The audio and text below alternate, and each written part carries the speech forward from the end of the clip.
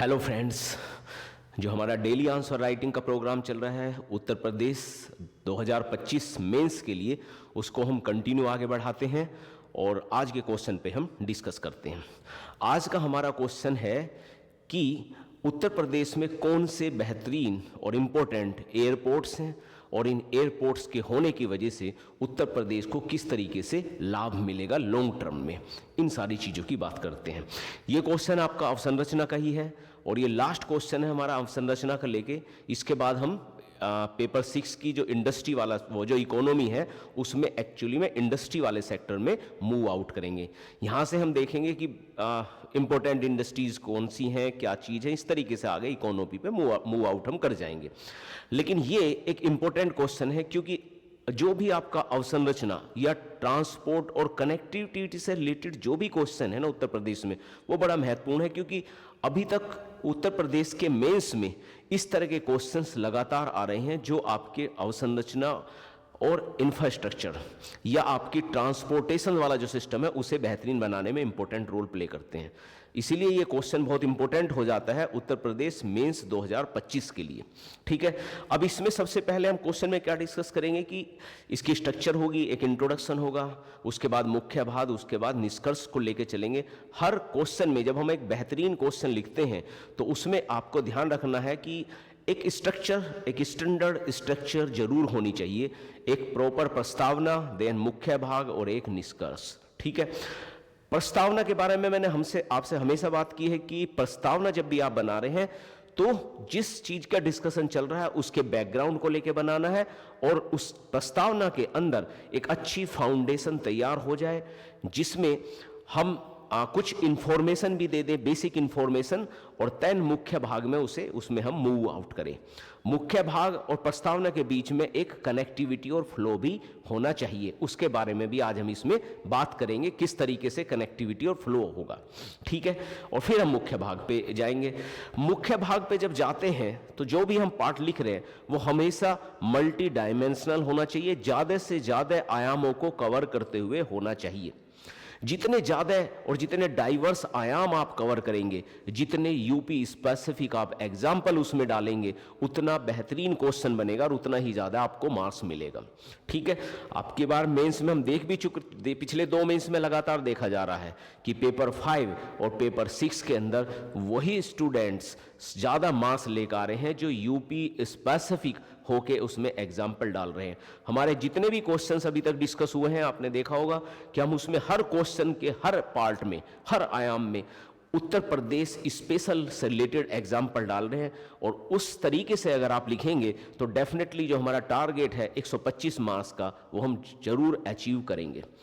ठीक है, और निष्कर्ष भी अब आपका होना है तो निष्कर्ष में अक्सर समाधानों का जिक्र होना चाहिए। निष्कर्ष में जो चीज़ चल रहा है, जो भी जिस चीज़ के बारे में हम कोर डिस्कशन कर रहे हैं उसके साथ ये भी होना चाहिए कि उसका महत्व क्या है, इसके बारे में भी डिस्कस कर सकते हैं और उसकी आगे की कनेक्टिविटी क्या होगी कि सपोज करो कि भाई जैसे हमने ये अवसंरचना डेवलप कर दी तो इससे क्या फ़ायदा होगा। जैसे अगर इसके निष्कर्ष के हम बारे में बात करेंगे तो उसमें भी अभी हम डिस्कस करेंगे, मैं अभी इसके बारे में आपसे डिस्कस करूंगा। अभी हम इसकी प्रस्तावना में शुरुआत करते हैं दोबारा से। तो जब हम इसकी प्रस्तावना पे आ रहे हैं तो डेफिनेटली हम क्या कहेंगे, हम ये कहेंगे भाई देखो उत्तर प्रदेश के अंदर ऑलरेडी आपके 5 इंटरनेशनल एयरपोर्ट एग्जिस्ट करते हैं जो इंडिया में सबसे ज्यादा है और ओवरऑल अब उत्तर प्रदेश के पास 21 एयरपोर्ट्स आपके हैं या बन रहे हैं या ऑपरेशनल है या अंडर कंस्ट्रक्शन है। तो उत्तर प्रदेश ने एयरपोर्ट के मामले में बहुत स्ट्रोंग आपका जो है वृद्धि की है तेजी से। ये हमने इसका प्रस्तावना बना दिया। इस प्रस्तावना से क्या फायदा है, क्योंकि हमें इंपोर्टेंट एयरपोर्ट की बात करनी थी तो हमने बता दिया कि भाई इतने एयरपोर्ट हैं, उसमें इंटरनेशनल एयरपोर्ट इतने हैं और उत्तर प्रदेश एक बेहतरीन एविएशन सेक्टर का हब या लॉजिस्टिक हब बनता जा रहा है क्योंकि ज़्यादा से ज़्यादा एयरपोर्ट उत्तर प्रदेश में डेवलप हो रहे हैं। तो ये हमने बेसिक बैकग्राउंड बता दिया और इसमें हमने 2 से 3 इंफॉर्मेशन भी दे दी कि उत्तर प्रदेश के पास 5 इंटरनेशनल एयरपोर्ट हैं, उत्तर प्रदेश के पास टोटल 21 आपके एयरपोर्ट्स हैं अंडर कंस्ट्रक्शन या ऑपरेशनल, और उत्तर प्रदेश तेजी से एक लॉजिस्टिक हब या एक एविएशन सेंटर के रूप में उभर रहा है। तो एक बेसिक इंफॉर्मेशन और इस बेसिक इंफॉर्मेशन में 3 इंपॉर्टेंट इंफॉर्मेशन हमने दे दी है और इस तरीके से एक प्रस्तावना बना ली है जो प्रॉपर डेप्थ को लेते हुए है। अब आगे चलते हैं, ठीक है, आगे चलते हैं। आगे हमारा आता है तो हम कहेंगे कि भाई क्वेश्चन की डिमांड है कि कौन से इंपॉर्टेंट आपके एयरपोर्ट्स हैं। तो सबसे पहले हम चाहेंगे कि जैसे ही हम मुख्य भाग में घुसे सबसे पहले हम फिगर बना लेते हैं और उस फिगर्स में उस फिगर के अंदर कुछ इंपॉर्टेंट एयरपोर्ट हम डिस्कस करेंगे, क्योंकि जब आप एक बेहतरीन क्वेश्चन लिखते हैं तो उसमें सबसे इंपॉर्टेंट होता है कि आप उसमें ज़्यादा से ज़्यादा मैप का यूज करें और मैप भी उत्तर प्रदेश का। इसके साथ साथ हमें यह भी ज़्यादा ध्यान रखना है कि ज़्यादा से ज़्यादा आप फ्लो चार्ट, डायग्राम, हेडिंग और सब हेडिंग का यूज करें। इससे एक तो आपका टू द पॉइंट आंसर हो जाता है, प्रेजेंटेशन बेहतरीन हो जाता है, कम लिखना पड़ता है और अपनी बातों को आप कम शब्दों में कह पाते हैं। इससे आप 20 के 20 क्वेश्चंस बेहतरीन तरीके से हैंडल कर सकते हैं, तभी हम ज़्यादा से ज़्यादा मार्क्स अचीव करेंगे। क्योंकि 125 मार्क्स अगर हमें लाना है तो हमें हर क्षेत्र में, इंट्रोडक्शन में, मुख्य भाग में, निष्कर्ष में और हर क्वेश्चन में एक्स्ट्रा इंफॉर्मेशन, एक्स्ट्रा एफर्ट तो देना पड़ेगा, ठीक है। उसी के कंटेक्स्ट में हम इस फिगर को देखते हैं। तो हम उत्तर प्रदेश का एक फिगर बनाएंगे और उस उत्तर प्रदेश के फिगर में अगर हम चाहें तो हम जो है कुछ देंगे। अब जैसे यहाँ ऑपरेशनल, अंडर कंस्ट्रक्शन, ये हमें ज़्यादा देने की जरूरत नहीं है, हम इतनी निटी गिटी में नहीं जाएंगे, ये तो फिगर की वजह से हमने डाल दिए। लेकिन हम देखेंगे कि इंपॉर्टेंट एयरपोर्ट्स कौन से हैं। तो हम चाहें, अब इतने सारे एयरपोर्ट्स भी नहीं दिखा सकते, डेफिनेटली बात है, लेकिन कुछ, एक तो हमें वे 5 इंटरनेशनल एयरपोर्ट दिखा देने हैं जो हमारे यहाँ है और 2-4 और बेहतरीन एयरपोर्ट। तो जैसे हमारे पास लखनऊ एक इंपॉर्टेंट आपका जो है सेंटर है, अयोध्या आपका इंपॉर्टेंट है, इसी तरीके से आपका जो है, जो हमारा अभी इसमें है यानी तो जेवर, जो आपका नोएडा में जो आपका जेवर इंटरनेशनल एयरपोर्ट्स जो आपका बन रहा है, एक आधा यहाँ ले सकते हैं। इधर आ जाते हैं, इधर आपका देखें तो वाराणसी एक इंपॉर्टेंट हमारा जो है, कुशीनगर आपका लगातार इंपॉर्टेंट बना हुआ है, इधर एक सोनभद्र में भी आप दिखा सकते हैं, ठीक है, प्रयागराज में दिखा सकते हैं, चित्रकूट में दिखा सकते हैं, ललितपुर में दिखा सकते हैं, एक आधा इधर आपका हिंडन, आपको पता ही है गाजियाबाद एक इंपॉर्टेंट जो है हमारा वो है, और सहारनपुर वाले एरिया में भी एक दिखा सकते हैं। इस तरीके से 7-8 जो है इंपॉर्टेंट आप जो है एयरपोर्ट इसके अंदर दिखा सकते हैं और एक बेहतरीन मैप बन जाएगा, ठीक है। आगे बढ़ते हैं। अब इसके बाद हम क्या करेंगे, कुछ इंपॉर्टेंट जो हमारे एयरपोर्ट्स हैं, क्योंकि उसने कहा है कि उत्तर प्रदेश के महत्वपूर्ण जो एयरपोर्ट्स हैं उनको डिस्कस कीजिए, तो उनको हम डिस्कस करेंगे पहले। तो क्योंकि हम ऑलरेडी मैप पे तो दिखा चुके हैं, अब मैप में दिखाने के बाद हम 4-5 इंपॉर्टेंट जो है एयरपोर्ट्स लेंगे और उन एयरपोर्ट्स को के बारे में शॉर्ट फॉर्म में, शॉर्ट में छोटी छोटी सी बात उसको देते रहेंगे जो एक पर्टिकुलर एयरपोर्ट्स के लिए ज़्यादा महत्वपूर्ण है। जैसे हमने कहा भाई सबसे पहले हम चौधरी चरण सिंह उत्तर प्रदेश हवाई अड्डा ले लेते हैं, लखनऊ वाला। अब चौधरी चरण सिंह हवाई अड्डा जो लखनऊ वाला है, इसकी क्या खास बात है? ये एक ऐसा हवाई अड्डा है जो उत्तर प्रदेश को या इंडिया को सीधे खाड़ी देशों से लिंक कर देता है, ठीक है। और साथ में इंडिया के और महत्वपूर्ण जो सिटी हैं, जैसे मुंबई हो गया, दिल्ली हो गया, चेन्नई हो गया, और महत्वपूर्ण सिटी के साथ भी तेजी से कनेक्ट कर देता है। तो ये 2 इंपॉर्टेंट चीज है इसमें कि एक तो एक खाड़ी देशों से लिंक करता है उत्तर प्रदेश को सीधा, और दूसरा इंडिया के दूसरे बेहतरीन सिटियों से भी इसे लिंक कर देता है। डन, हो गया काम खत्म। इसी तरीके से आपका जो है एक आपका जो वाराणसी हवाई अड्डा है, ठीक है, तो लाल बहादुर शास्त्री वाराणसी हवाई अड्डा की क्या खास बात है? तो वाराणसी हवाई अड्डा मुख्यतः जो हमारा बुद्ध या मतलब जो हमारा बुद्धिज्म पर्यटन है उसके लिए प्रवेश द्वार के रूप में माना जाता है। क्योंकि जैसे ही आदमी वाराणसी आएगा, वाराणसी से डेफिनेटली वो सारनाथ जाएगा, फिर सारनाथ से जाने के बाद दूसरे एरिया में कुशीनगर और बाकी एरिया में भी जो है वो मूव आउट कर सकता है। तो हमारा जो वाराणसी का हवाई अड्डा है वो बुद्ध पर्यटन या हमारे सांस्कृतिक पर्यटन में जो हमारा बुद्धिज्म जो वाला पर्यटन है उसके लिए एक प्रवेश द्वार के रूप में कार्य करता है। इसी तरीके से हम जेवर एयरपोर्ट ले सकते हैं। अब जेवर एयरपोर्ट माना जा रहा है कि एशिया का सबसे बड़ा एयरपोर्ट होगा। ये एक लॉजिस्टिक हब के रूप में भी उत्पन्न होगा। क्यों?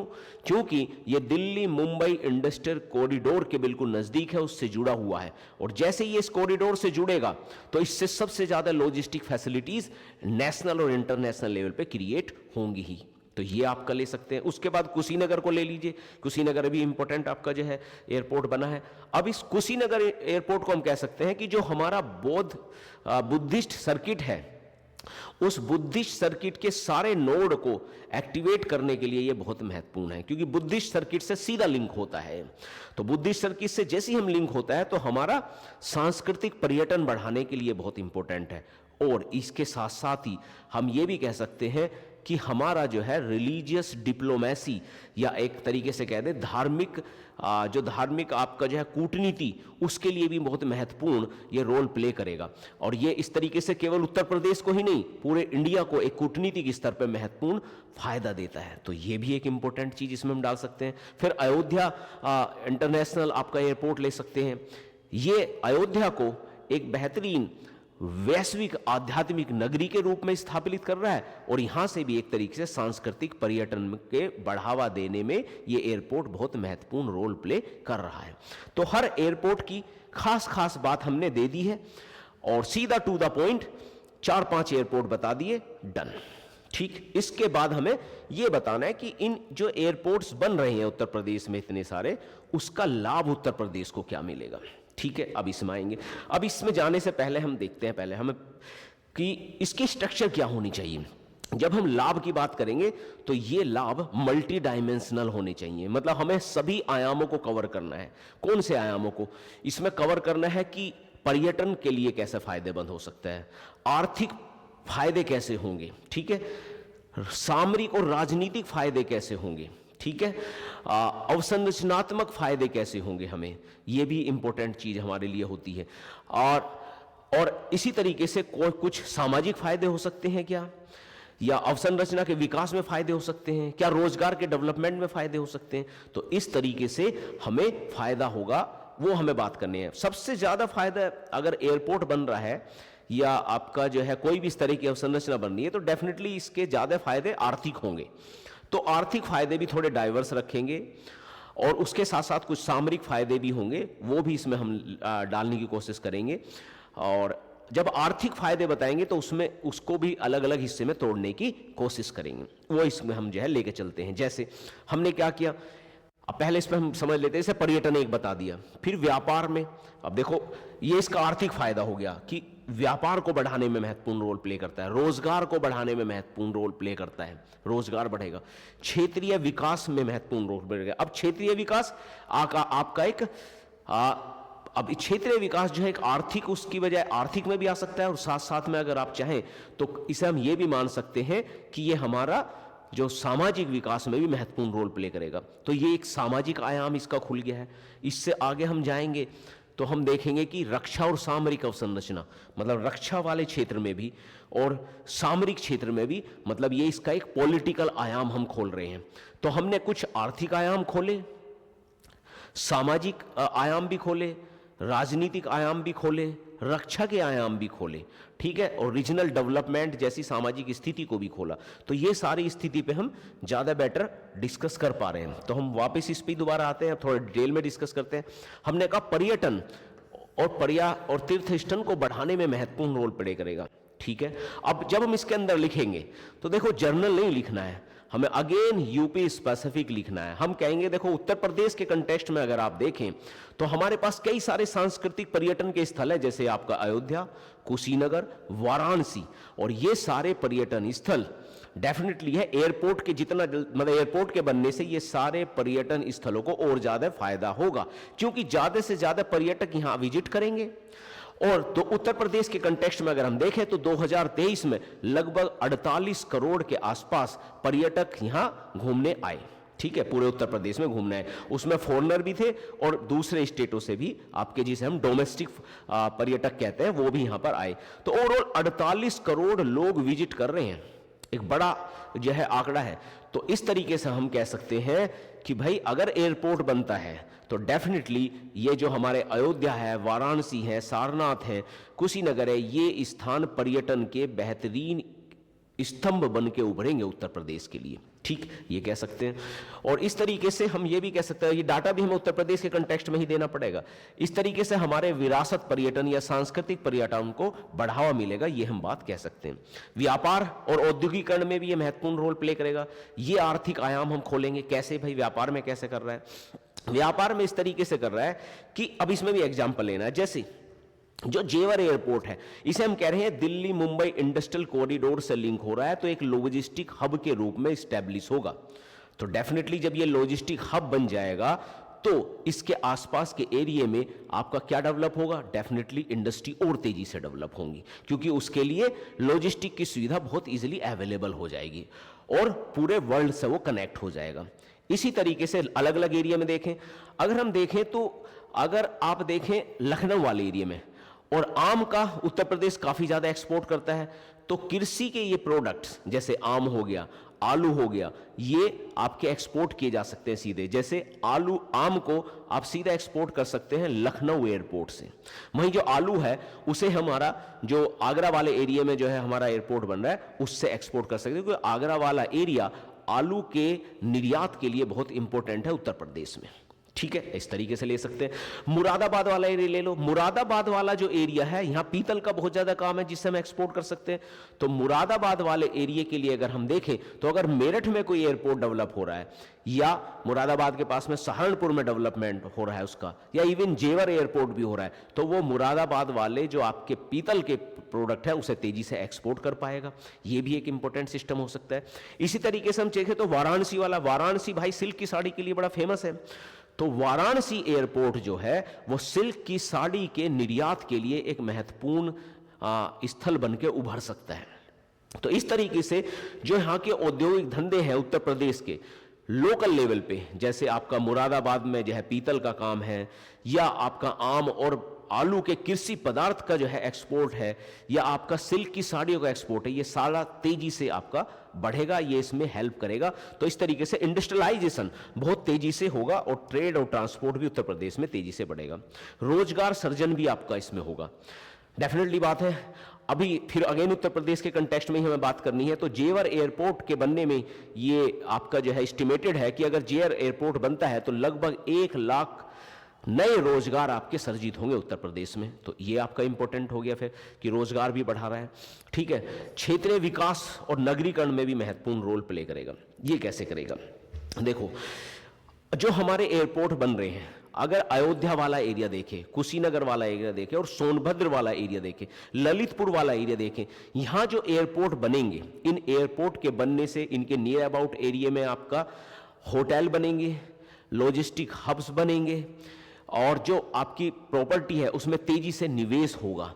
तो इस तरीके से इस पर्टिकुलर क्षेत्र का, जैसे मान लिया बुंदेलखंड वाला एरिया होगा, सोनभद्र वाला एरिया, ललितपुर वाला एरिया या कुशीनगर वाला एरिया, ये जनरली आपके क्षेत्रीय स्तर पर थोड़े पिछड़े एरिया हैं, लेकिन जब ये एयरपोर्ट यहाँ बनेंगे तो डेफिनेटली यहाँ क्षेत्रीय असमानता की जो समस्या है वो काफ़ी हद तक आपकी कम हो जाएगी, और यहाँ इस पर्टिकुलर एरिया में भी निवेश बहुत तेजी से आएगा। और ये आपको लिखना पड़ेगा, यूपी स्पेसिफिक हो गया। रक्षा और सामरिक आपके आयाम भी इसमें देखे जाएंगे। तो रक्षा और सामरिक आयाम क्या है, अगर हम देखें यूपी के कंटेक्स्ट में, तो आपका अयोध्या वाला जो हमारा एयरपोर्ट है, अयोध्या वाला एयरपोर्ट ले लीजिए, कुशीनगर वाला एयरपोर्ट ले लीजिए, सहारनपुर वाला जैसा एयरपोर्ट ले लीजिए, ये एरिया ऐसे हैं, ऐसे एयरपोर्ट्स हैं जो आपके नेपाल के बिल्कुल बॉर्डर से सटे हुए हैं।